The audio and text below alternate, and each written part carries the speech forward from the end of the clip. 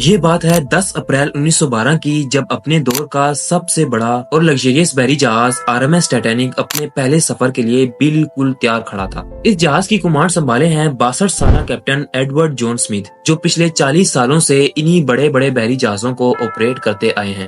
چونکہ یہ اپنے دور کا سب سے بڑا اور لگژریس بحری جہاز تھا، اسی لیے لاکھوں لوگ ڈوک پر ٹائٹینک کے پہلے سفر کا آغاز دیکھنے کے لیے کھڑے تھے۔ اس جہاز میں ٹوٹل 1500 پیسنجر تھے، جن میں سے زیادہ تر فرسٹ کلاس پیسنجر تھے۔ جی ہاں ناظرین، کیونکہ ٹائٹینک بڑا ہونے کے ساتھ ساتھ کافی لگژریس بھی تھا۔ اس جہاز میں 2 بڑے بڑے grand staircases, Turkish bath, electric bath, 4 restaurant, 2 barber shop, 1 gym, 1 heated swimming pool, 1 squash court اور 840 روم تھے، جو کسی بھی 5 اسٹار ہوٹل کو پیچھے چھوڑ دے۔ لہٰذا 10 اپریل 1912 کو دوپہر کے تقریباً 12 بجے ٹائٹینک اپنے پہلے سفر کے لیے نکلتا ہے۔ یہ جہاز ساؤتھ ہیمپٹن انگلینڈ سے نیو یارک جا رہا تھا۔ شروع کے 2 دن ٹائٹینک اپنا سفر بہت سکون سے طے کرتا ہے، لیکن 2 دن بعد ٹائٹینک کو اپنی پہلی آئس وارننگ ملتی ہے۔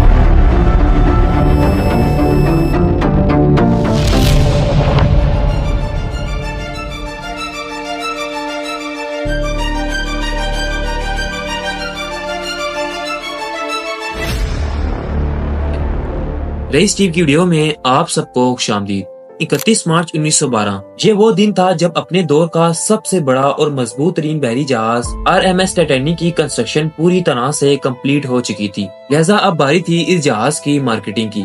مختلف پلیٹ فارمز اور اخبارات میں ٹائٹینک کے ایڈ چھپوائے گئے، جن کی ہیڈنگ تھی انسنکیبل ٹائٹینک، یعنی کبھی نہ ڈوبنے والا جہاز بنا لیا گیا ہے۔ اس جہاز کو وائٹ سٹار لائن کمپنی نے بنایا تھا، جس کے وائس پریزیڈنٹ نے اوپنلی دعویٰ کیا تھا کہ یہ جہاز انسنکیبل ہے، یعنی اس جہاز میں ایسے سیفٹی فیچرز کا استعمال کیا گیا ہے جو اسے کبھی بھی ڈوبنے نہیں دیں گے۔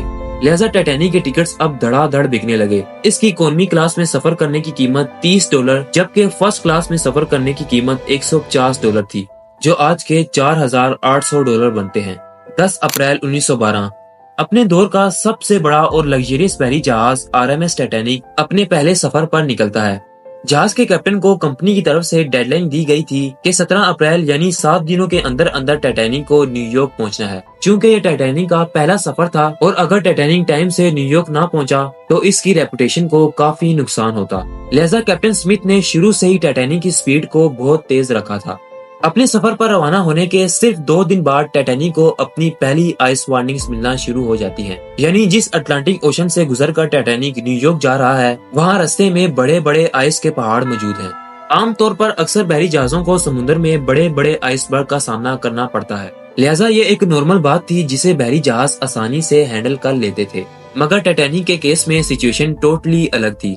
جی ہاں ناظرین، کیپٹن سمتھ ان وارننگز کو اتنا سیریسلی نہیں لیتے اور ایسے ہی 40 کلومیٹر پر آور کی سپیڈ سے آگے بڑھتے رہتے ہیں۔ لہٰذا اب ٹائٹینک کو چلتے ہوئے 4 دن گزر چکے تھے۔ یہ 14 اپریل 1912 کی رات تھی اور اس دن سمندر میں ہر جگہ دھند چھائی ہوئی تھی۔ نہ صرف دھند بلکہ اس رات چاند بھی باہر نہیں آیا تھا، جس وجہ سے ویزیبلٹی کافی کم تھی۔ کیپٹن سمتھ اپنے 2 کریو ممبرز کو جہاز کے کروز نیس میں بھیج دیتے ہیں تاکہ اگر جہاز کے سامنے کوئی رکاوٹ آ جائے تو یہ دور سے ہی دیکھ کر کیپٹن کو انفارم کر سکیں۔ اس رات ٹیمپریچر 0 ڈگری سیلسیس تھا اور ٹھنڈی ہوائیں بھی کافی تیز سپیڈ سے بہ رہی تھی، جس وجہ سے ان دونوں کریو ممبرز کو کافی ٹھنڈ کا سامنا کرنا پڑ رہا تھا۔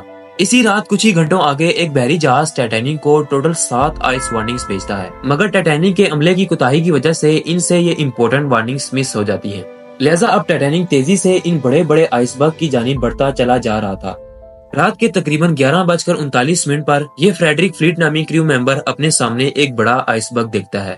فریڈرک جلدی سے 3 بار گھنٹی بجاتا ہے تاکہ نیچے بیٹھے لوگ الرٹ ہو سکیں، اور پھر فون اٹھاتا ہے اور کہتا ہے کہ جہاز کے بالکل سامنے ایک آئس برگ ہے، جلدی سے جہاز کو موڑو۔ کیپٹن سمتھ نے جلدی سے جہاز کے انجن بند کرنے کا حکم دیا اور ساتھ ہی میں جہاز کو لیفٹ ڈائریکشن میں موڑنے کو کہا، لیکن انفارچونیٹلی اب بہت دیر ہو چکی تھی۔ پورے 1 منٹ بعد یعنی 11:40 پر ٹائٹینک اس آئس برگ سے ٹکرا جاتا ہے۔